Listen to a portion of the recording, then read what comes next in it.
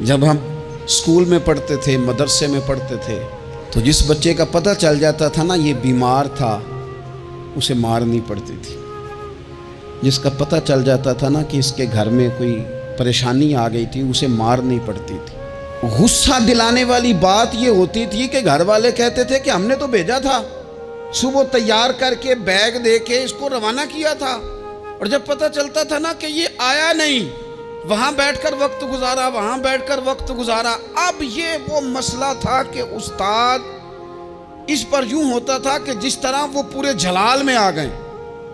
اس بات نے انہیں اتنا غصہ دلا، وہ تو بیٹھا رہا، جان بوجھ کے نہیں آیا۔ اس کو شدید مار پڑتی تھی۔ جب ہم بڑے ہوئے، کتاب و سنت کو دیکھا تو کچھ چیزیں عجیب سی سمجھ میں آئیں۔ سیاستہ میں حدیث موجود ہے کہ صحابہ کرام علیہم رضوان فرماتے ہیں کہ ایک جنگ کا موقع تھا، تو وہ رستے بڑے سخت تھے، دشوار گزار گھاٹیاں تھیں، بڑی مشکل سے ہم نے وہ راہیں طے کی۔ ہمیں لگا کہ اس جہاد پر ہمیں بہت اجر ملے گا، اور پھر ہمارے دلوں میں یہ بھی خیال آتا تھا کہ فلاں فلاں فلاں فلاں تو صحابی آئے نہیں، وہ تو گھر میں رہے۔ اللہ کے محبوب صلی اللہ تعالیٰ علیہ وسلم نے ہمارے ان خیالات کو بھانپا اور کریم فرمانے لگے تمہیں اس جہاد پر بڑا اجر ملے گا، لیکن یاد رکھنا تمہارے کچھ بھائی ہیں جو گھروں میں بیٹھے ہیں، مجبوریوں نے، آزمائشوں نے، پریشانیوں نے، عذر نے انہیں آنے نہیں دیا۔ جتنا تمہیں صبر کر کے، مشقت جھیل کے، سفر کر کے جہاد کا ثواب ملے گا، اتنا ہی انہیں گھر بیٹھے بیٹھے بھی ثواب ملے گا۔ آئے نہیں، یہ کس بندے کا معاملہ ہے جو عذر والا ہے؟ اور اگر کسی کے اجتہاد میں غفلت ہو گئی، حضرت کعب بن مالک رضی اللہ تعالیٰ، یہ بھی صحیح بخاری میں، کل چلا جاؤں گا، حضور تو جہاد پہ چلے گئے لیکن اجتہاد میں غفلت ہو گئی، کل چلا جاؤں گا، پرسوں جاؤں گا، ترسوں، فرماتے میں جا ہی نہیں سکا، حضور واپس آ گئے۔ جن منافقوں نے جھوٹ بولے جا کے کہ یہ مسئلہ ہو گیا تھا، یہ مسئلہ ہو گیا تھا، ان کو تو مل گئی معافی، لیکن میں چونکہ مخلصین میں سے تھا خدا کے فضل سے، اور ہو گئی تھی غفلت، 50 دن نبی کریم مجھ سے ناراض رہے۔ 50 دن اللہ کے لیے کہ تو رب کے راستے میں جہاد کرنے نہیں آیا، 50 دن حضور ناراض رہے۔ فرماتے تھے مدینے کی گلیاں میری تھیں، سب میرے اپنے تھے، پر کریم جو ناراض تھے تو کوئی پھر سلام بھی نہیں لیتا تھا۔ مجھے یوں لگتا تھا کہ مجھے دیکھ کر ہوائیں اور فضائیں بھی رستے بدل جاتی ہیں۔ 50 دن میں مسجد میں آتا تھا، جب میں چہرہ ادھر کرتا تو حضور مجھے دیکھتے، اور جب میں حضور کو دیکھتا تو کریم چہرہ بدل لیتے، میں ویکھاں تے یار نہ ویکھے، تے جدوں نہ ویکھاں ادوں ویکھے، ایڈے نصیب کتھوں تتڑی دے، میرے وچ ویکھن دے ویکھے، غلام فریدہ بوئے یار دے مرنا ہے، پاویں ویکھے یا نہ ویکھے۔ ختم ہو گئی بات۔ حضرت کعب بن مالک کہتے ہیں 50 دن کے بعد پھر رب کریم نے میری توبہ قبول کی، اور مدینے والے رسول نے اعلان فرمایا جو عذر کی وجہ سے نہیں جا سکے، مجبوری سے، انہیں گھر بیٹھے بیٹھے ثواب ہے، لیکن جن کے اجتہاد میں غفلت ہوئی، سمجھنے میں غفلت ہوئی، کل پرسوں ترسوں چلے جائیں گے، ان سے 50 دنوں کی ناراضگی ہے۔ کتنے لوگ ہیں جن کی فجر گزر جاتی ہے بستر پہ، زور گزر جاتی ہے پھٹے پہ گپوں میں، عصر گزر جاتی ہے چائے پینے میں، مغرب اور عشاء موبائل پہ لیٹے لیٹے بیت جاتی ہے، اور ان سے آپ گفتگو کریں تو وہ دانشور ہیں، آپ بات کریں تو پنچایت ختم کرنے والے لوگ ہیں، آپ ان سے بات کریں تو وہ عالمی سیاست پر نظر رکھتے ہیں، آپ گفتگو کریں تو شعور کی اعلیٰ گتھیاں سلجھاتے نظر آتے ہیں۔ خدا مجھے ایسی خدائی نہ دے کہ اپنے سوا کچھ دکھائی نہ دے۔ یہ غفلتیں ہیں، یہ شورش ہے، یہ اپنے منہ سے خود میاں مٹھو بننا ہے۔ اس غفلت کو تھوڑا سا توڑا جائے، ورنہ زنگ لگ جاتا ہے صلاحیتوں کو۔ جو لوگ تھوڑے دن موٹر سائیکل نہیں نہ چلاتے، ان کے لیے مشکل ہو جاتا ہے پھر اس کو سٹارٹ کرنا بھی۔ ہمارے استاد کہا کرتے تھے جو لوگ پڑھاتے نہیں انہیں کتابیں بھولنے لگ جاتی ہیں، جو لوگ کوئی کام کرتے نہیں پھر وہ آہستہ آہستہ وہ زنگ آلود ہو جاتا ہے، وہ کہتے ہیں اب نہیں ہو سکتا تم سے، اب مشکل ہے۔ سجنوں، دوستوں، بزرگوں، بھائیوں، جو لوگ شروع میں عبادتوں کے عادی نہیں ہوتے، وقت ضائع کرتے ہیں، بڑھاپے میں دل کرتا ہے توبہ ہو جائے، لیکن اپنے ماتھے کو سجدے کی عادت ہی نہیں ڈالی، یہ جسم جھکنا اس کا عادی نہیں ہوا کہ رب کی بارگاہ میں جھکے، اس کا مزاج ہی نہیں تہجد پڑھنے کا، سارا کچھ ہو جاتا ہے۔ میں نے سیاست کرنے والے، پنچایت ختم کرنے والے، چودراہٹ کرنے والے، وزاداری رکھنے والے راتوں کو تہجد پڑھتے بھی دیکھے ہیں، میں نے قرآن پاک سے پیار کرتے دیکھے ہیں، میں گواہ ہوں بہت سارے لوگوں کا، یہ کام ہو جاتا ہے۔ شرط یہ ہے کہ بندہ اپنی غفلت کی پٹی تھوڑی دیر کے لیے کھولے۔ دوسری بات یہ کہ ہم خوش فہمیوں میں بڑا زندہ ہیں، بڑا اوہو، یعنی 2 4 5، کچھ لوگ کہتے ہیں اللہ کریم بڑا ہے۔ اللہ اگر کریم بڑا ہے نا میرے بھائی، تو نبی پاک صلی اللہ علیہ وسلم نے فرمایا وہ بڑا بیوقوف ہے جو خدا کی رحمت کی امید بھی رکھے اور اللہ کو ناراض بھی کرے، تو بیوقوف بندہ ہے۔ اگر وہ کریم ہے تو پھر تو محبت میں ہی اس کی بات مان، بات تو پھر بھی نہیں مان رہا۔ کچھ لوگ کہتے ہیں نبی پاک صلی اللہ تعالیٰ علیہ وآلہ وسلم شفاعت کریں گے، بھئی ہمارا تو سہارا ہی اس بات پہ ہے، حضور سفارش کریں گے، پر نبی پاک نے درجنوں جگہوں کہا ہے جو میرے طریقے پہ نہ چلے فلیس منا، مجھ سے نہیں۔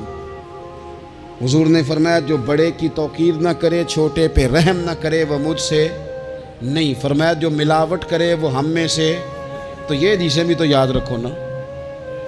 شفاعت کی بات انکار نہیں، حضور گناہگاروں کی ہی کریں گے، لیکن یہ حضور نے جو ہمیں اسباق پڑھائے یہ کس لیے پڑھائے؟ یہ بھی تو ہماری سمجھ کے لیے ہے نا۔ یہ ساری چیزیں ہم نے غفلت بنا کے اپنے اوپر اوڑھ لی۔ اور پھر سب سے بڑی بات یہ، جو لوگ جنت کے وارث اور مالک ہیں نا، کریم محبوب نے فرمایا یہ جو میری بیٹی فاطمہ ہے جنتی عورتوں کی سردار ہے، تو یہ تو جنت کی مالکہ اور وارثہ ہیں، وہ تو ساری رات ہی نماز پڑھتی تھی، تو سارا دن عبادت کرتی تھی، پاک سب سے زیادہ تو ان کو تھا، تو یہ تو 1 منٹ کے لیے مصلی سے جدا نہیں ہوئے۔ اور جنہوں نے صرف امید لگائی ہے، کوئی ان کے پاس ڈگری نہیں، وہ بن کے بیٹھ گئے ہیں، وہ کہتے ہیں جناب جنت، مطلب ہم جسے کہیں گے معاذ اللہ وہ جائے گا، دوسرے کو جانے دیتے ہیں۔ اپنی زندگی میں خوش فہمیاں نہ لائیں، یہ غفلت پیدا کرتی ہیں۔ غفلت بڑی خطرناک چیز کا نام ہے، جب بندہ غافل ہو جاتا ہے۔ میں آپ سے ایک بات عرض کروں، حضرت عبداللہ ابن مسعود فرماتے ہیں کہ مومن رائی کے دانے کے برابر غلطی ہو جائے تو اسے لگتا ہے میرے سر پہ پہاڑ کھڑا ہے، اور فرمایا جو منافق ہوتا ہے نا، وہ پہاڑ کے برابر گناہ کر کے کہتا ہے بات ہی کوئی نہیں، فلانا بھی کرتا ہے، یہ بھی کرتا ہے، ساری دنیا کر رہی ہے۔ یہ نفاق کی علامت ہے، اگرچہ بعض نے اسے نفاق عملی کہا، اعتقادی نہیں کہا۔ عزیز دوست، جب آپ چھوٹی غلطی کرتے ہیں تو پھر وہ چھوٹی چھوٹی غلطیاں پہاڑ بنتی ہیں، چھوٹی چھوٹی۔ وہ حضور نے فرمایا نا، جب تو ایک گناہ کرتا ہے تو تیرے دل پہ ایک دھبا لگتا ہے، نہ توبہ کرے تو دوسرا لگتا ہے، نہ کرے تو تیسرا، پھر دل کالا سیاہ ہو جاتا ہے۔ چھوٹی چھوٹی غفلتیں بڑی غفلتوں کو جنم دیتی ہیں، چھوٹی چھوٹی کمزوریاں بڑی کمزوریوں کو لے کے آتی ہیں۔ اسی طرح بخاری مسلم میں حدیث ہے، نبی پاک صلی اللہ تعالیٰ علیہ وسلم نے فرمایا کچھ لوگ کھلم کھلا گناہ کریں گے قیامت کے قریب، اعلانیہ۔ یا رسول اللہ صلی اللہ علیہ وسلم وہ کس طرح؟ تو حضور فرماتے ہیں انہوں نے رات کو غلطی کی تھی، رب نے ان کی غلطی پر پردہ ڈال دیا، انہوں نے سویرے اٹھ کے خود لوگوں کو بتانا شروع کیا، اور دیکھا میں نے رات یہ کیا، معاذ اللہ۔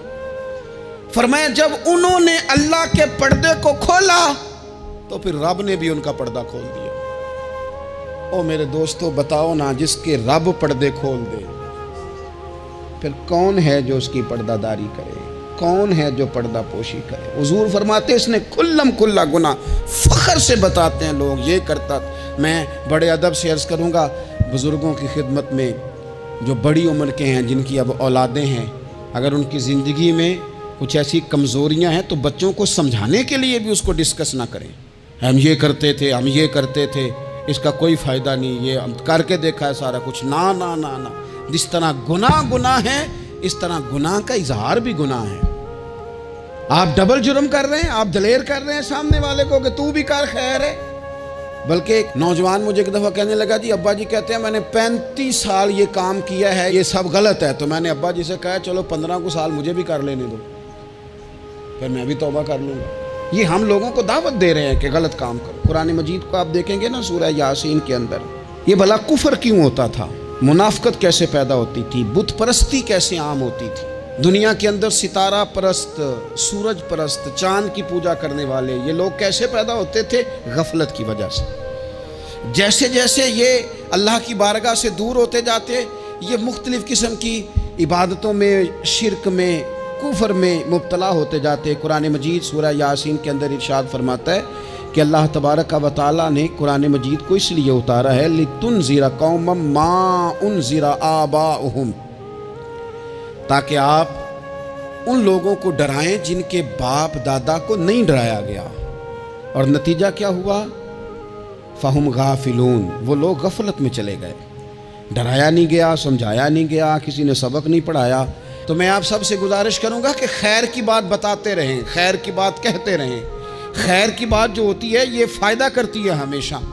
تو غفلتیں اپنی دور کرنی چاہیے. دوسرا یہ ہوتا ہے، ایک تو انسان جب وہ دور ہو جاتا ہے چھوٹے چھوٹے گناہ کر کے تو غفلت آتی ہے. دوسرا قرآن پاک نے ایک اور مقام پر اس کا ذکر فرمایا ہے. وہ اس طرح فرمایا ہے کہ جو انسان کی پیاری چیزیں ہیں نا بعض اوقات، جن سے وہ لگاؤ پیدا کر لیتا ہے، جن سے محبت اس کی بڑھ جاتی ہے، وہ چیزیں بھی غفلت پیدا کرتی ہیں. ان میں 2 چیزوں کا تو قرآن پاک نے نام لے کے ذکر کیا ہے.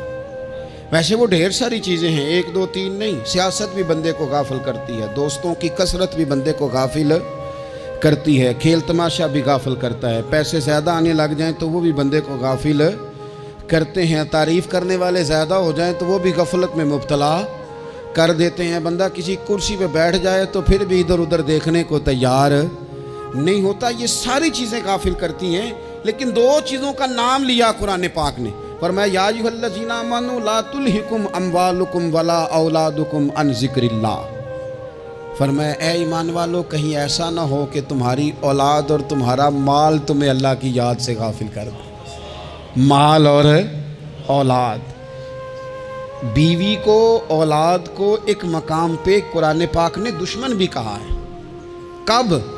جب یہ تمہیں کہیں کہ حرام کما کے لاؤ، جب یہ تمہیں کہیں کہ ہمیں جس طرح کا مرضی مال دو، جب یہ تمہیں کہیں ناجائز کرو، یہ دشمنی کر رہے ہیں تمہارے ساتھ. یہ مال اور اولاد یہ بندے کو غافل کر دیتے ہیں.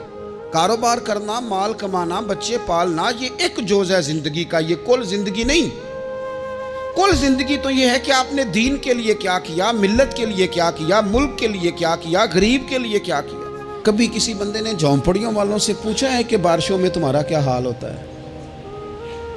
وہ کچی آبادیاں جہاں سے گزر کے ہم اپنے بچوں کو دکھاتے ہیں کہ یہ دیکھو یہ پرانے مکان سارے اسی طرح کے ہوتے تھے. کبھی ان لوگوں سے آپ نے پوچھا ہے جو ساری رات چھتوں کے نیچے بالٹیاں رکھ کے وقت گزارتے ہیں کہ چھت ٹپکتی ہے؟ ان سے پوچھا ہے کہ رات بچے سو پائے تھے کہ نہیں؟ اچھا جی بارش ہو رہی ہے تو پھر ہم نے کیا کرنا تھا؟ ہم نے گھر والوں کو پکوڑوں کا آرڈر دینا تھا، وہ وقت پہ دیا.